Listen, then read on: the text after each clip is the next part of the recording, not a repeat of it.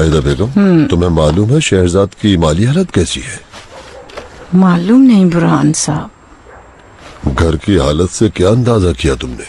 घर तो सलीके का है, चीजें भी ठीक हैं, मगर वो इन सब चीजों के बावजूद भी मुझे अमीर नहीं लगती।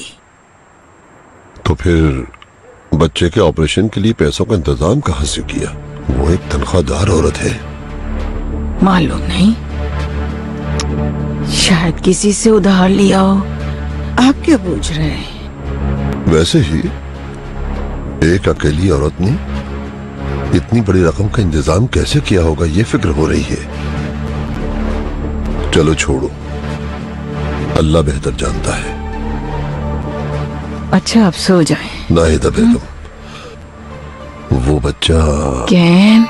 हाँ कैन, दादा का नहीं पूछता क्या तुमसे?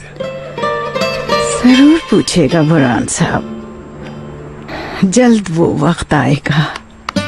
चले अब सो जाएं, शब्बा खैर। शब बखैर नाहिदा।